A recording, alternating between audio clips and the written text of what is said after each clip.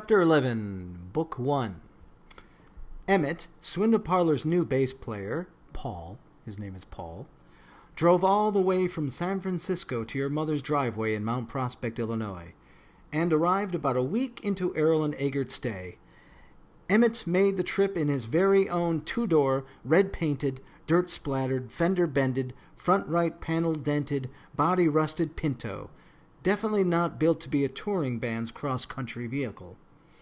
You happened to be juggling, once again, on the front lawn as the car pulled up the driveway. The Pinto backfired when he put it in park. At first this new visitor appeared to be nothing more than a lost transient, or a door-to-door salesman. It did not seem rational that Swindle Parlor planned on attempting the near impossible by fitting all three of their unbathed carcasses, instruments, and the 10 dozen newly hand-printed band T-shirts into this crash-up derby matchbox car. Emmett galloped toward you as if in slow motion, with a hand-rolled cigarette clenched in one fist and a half-cup of 7-Eleven coffee in the other. He wasn't as tall as Errol and Eggert, but what he lacked in height he made up in his skeletal skinniness.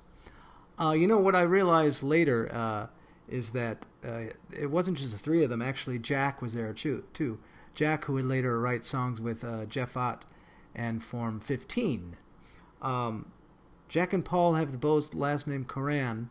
I should probably know if they're brothers, but that's how bad my memory is. I tried to look it up before I did this live, but I couldn't see, but I'm pretty sure they must be brothers. They came in the same Pinto, and they have the same last name. Why do I forget things like that? Maybe it's in my podcast. I'm getting old. Anyway, back to the book. Hey, is this where Errol and Eggert are staying? Yes, indeed. I'm JJ. There is a feeble attempt to shake hands, but the lit cigarette, hot cup of coffee, and 3 slippery juggling balls prevent the handshake from taking place, which is, of course, okay.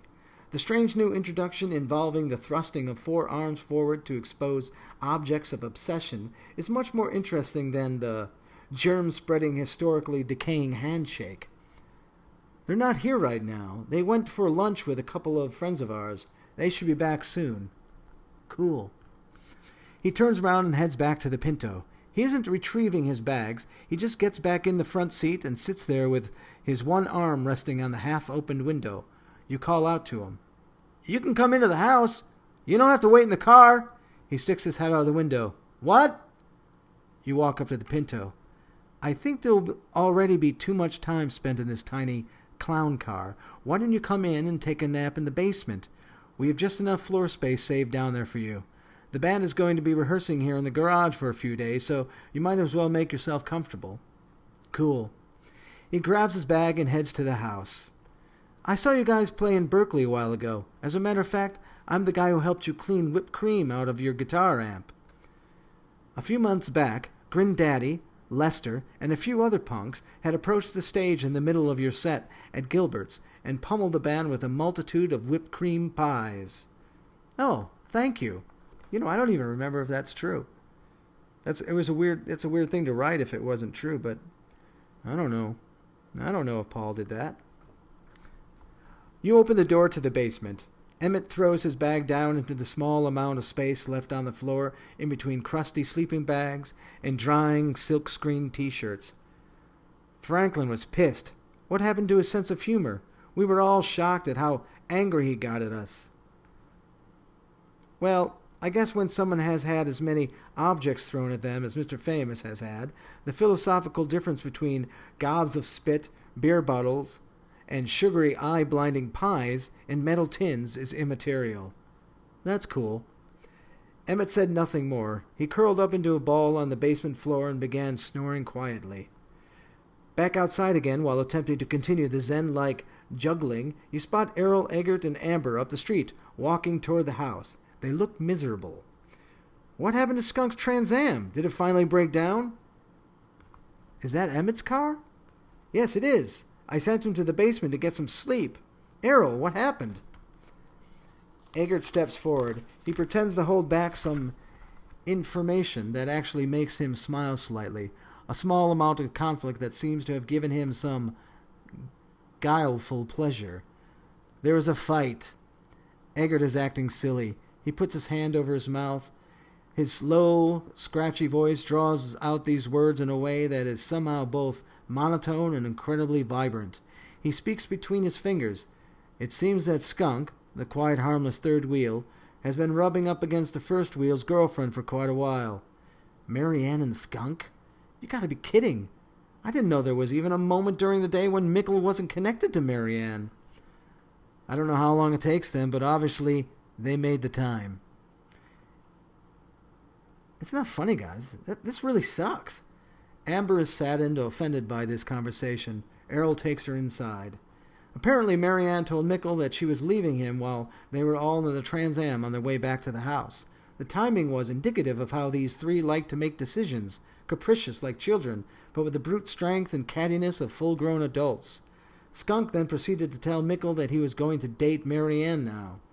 I think he meant to say it in a nice way, but if you ask me, JJ, I think it was radically inappropriate, especially since he was driving. A slap fight broke out in the front seat with Mary Ann in the middle. Errol made them pull over to the side of the road. Eggert, Errol, and Amber got out of the back seat. Amber opened the front door and tried to drag Mary Ann out. Punches were now flying between Mickle and Skunk. Amber got a hold of Mary Ann's shirt and dragged her over to Mickle. Mary Ann grabbed onto Mickle, and the two of them tumbled out of the car. Skunk stepped on the accelerator. The passenger door was wide open. The Trans Am screeched around a corner, and the door slammed shut. Mickle, furious, and with much anger still left in his fists, began to cry, punching himself in the shoulders and kicking up dirt with his Doc Martens. He was not going to hit Mary Ann. He loved her. He didn't want to hit anyone. He sat down on the side of the road and just put his face into his hands. Mary Ann sat next to him. Amber, Errol, and Eggert walked the last 2 miles back to the house. I don't think this incident actually happened, but the people that I'm referring to did have a breakup and that sort of a menage a trois. But I don't know if it actually... And it did occur while Crimshine was there, but this incident in itself didn't happen. But I saw so many incidences like this being on the road with Weasel, where these punks are just getting in big fights over romantic things like this, that it seemed a good place to fit it in. So anyway, this incident had broken up the punky tryst. This group would never hang out together in the same way again, and catapulted us forward into what our lives might become. Mickle moved into the city, Mary Ann and Skunk disappeared for a while, and Amber, who was left without a best friend, dedicated herself to making some money so that she, too, could move and perhaps even go to college. You and Franklin became unstuck in the beginnings of this new suburban interest in melodic punk. The band made the move to become more nationally known, putting a strain on the band's position and cultivating local cohesion, leaving it up to newer bands and promoters. Swindle Parlor left 2 weeks later. They later loaded up the Pinto with their guitar and bass and some random drum hardware, sleeping bags, backpacks, and soiled boxes of silkscreen t-shirts in 7 inches. There wasn't enough room in the car for all that they needed to bring along, so Eggert bought a roll of duct tape and began taping boxes to the roof. And when there was no more room on the roof, he began taping things to the trunk. By late morning, they were packed and ready to jump-start the second half of their tour. They had 3 more weeks left, traveling day and night in Emmett's Pinto. Oh, that is true. They actually did tape all that stuff with duct tape onto their car. It was a pretty crazy thing to watch. For the next 21 days, they would have to unpack every afternoon and retape and repack themselves into the little Pinto every evening as they pushed on from town to town, state to state. Perhaps months later, the recollection of this image of them stuffed into the Pinto, Eggert in the back seat with his knees pressed against his nose, and Errol with his right foot out the window, is what makes the embarking of the Chevy Malibu tour bearable. If Swindle Parlor can do it, so can the most less unknowns. Amber, Franklin, and you stand in the driveway. Handshakes are discarded and replaced with hugs that come from genuine places. It is not just the patting of backs. The hugs are tight and with complete abandon, ignoring the overwhelming pungency of their dirt-caked, bony bodies. The disassembling group finds each other saying, "Thanks," and "Be careful," laughing because the absurdity of the whole do-it-yourself generation that you criticize, mock, and love dearly. Amber holds on to Errol a little longer, a little tighter. He touches her on the shoulder and gets into the front seat and hangs his leg out the window. Emmett turns the key in the ignition. It takes 3 false starts before the muffler roars and smoke pours from the exhaust pipe. The Pinto backs down the driveway. The bottom scrapes against the curb as it bounces onto the street that leads Swindle Parlor out of the neighborhood.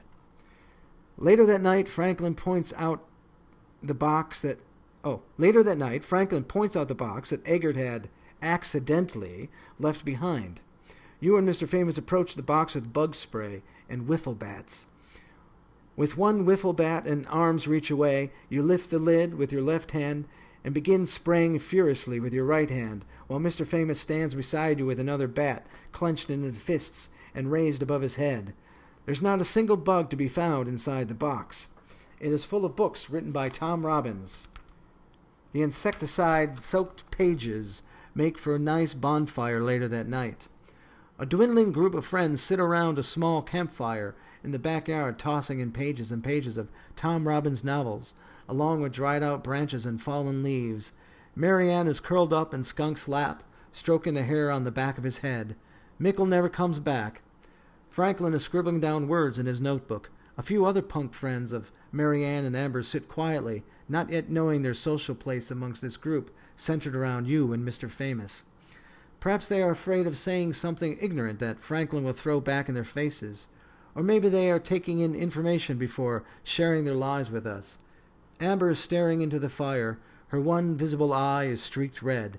She glances up only for a moment and tries to smile at you, but the expression fails and looks immensely sad. June bugs and moths fly into the flames, casting themselves headlong into their own crackling, popping deaths. Across the fire you spot Mr. Famous flicking a bug off his arm and into the flames. He then looks toward your house, and you assume you are both sharing the same irrational thoughts. That's the end of Chapter 11. Thank you.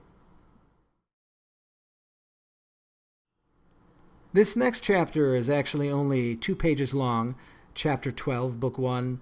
So I'm going to read it along with the Chapter 11 I just read, because I'll be going away to Europe for the next 2 weeks, and I probably won't be reading from this book.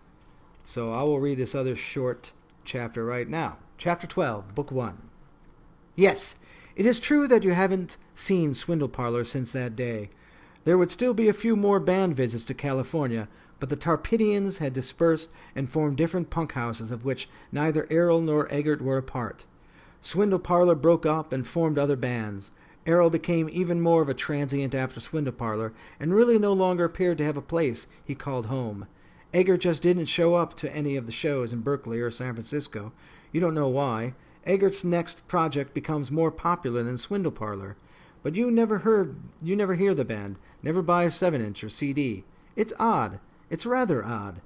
Any information you have accidentally gathered about them has been imparted to you predominantly in one conversation years later. Of course, since this book, there wasn't really Facebook then when I wrote this, or it wasn't accessible to people outside of that college. I don't even know when Facebook started. Has nothing to do with this history. But what I meant to say is that it was a little bit harder to keep track of these people, and I was never really deep in the gossipy part of the punk to know where everyone was and what they were up to. But I did hear some weird stuff that I think this small chapter deals with, so I'll read on. You step back to sit on the park bench, but the boots prevent your butt from hitting the seat. You can move them over or sit next to them, but this may disturb the man standing just inches away. We're back in Boston, if you haven't noticed. The boots have to be his boots. This bench is his bench. He was here first. The proprietorship issues about this public bench are only construed from pure imagination, but better to be safe than sorry. He may start speaking in defense. A potentially hostile conversation on top of the influx of memories would just push this unstable reality closer to a materiality wholly unrecognizable. That's another mouthful. About 2 years ago, Amber was spotted across the room of your friend Charla's 10-year high school reunion. Oh, I forgot about that. You had gone along as a guest. They were hardly friends. Their aloof reintroduction to each other made this immediately apparent. Amber recognized you instantly. She looked very different. She had long, straight hair, barely any makeup, a plain, long skirt, a very conservative gray sweater, and no piercings on her face or Doc Martens on her large feet. The cartoonish Amazonicity of her previous punk style had long been abandoned. She had now acclimated herself into the mainstream, but her unscathed essentiality radiated and exquisite energy. Oh, but let me read that again, because that's a nice sentence.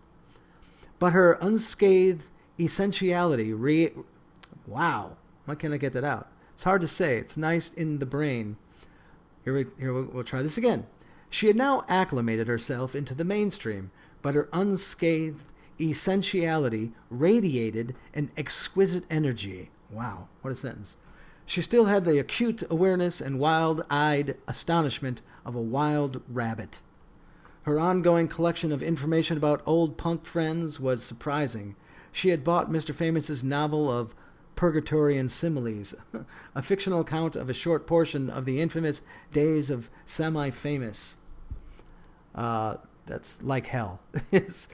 The character that is mostly based on you hardly appears in the book.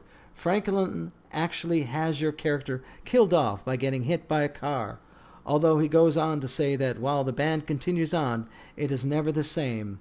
It is strange to read yourself killed off in a book, but you assume it is more a metaphor for Franklin's resolve to finish off the band than for him wanting you dead. The purchasing of this book was not so easy to do, since it is difficult to find.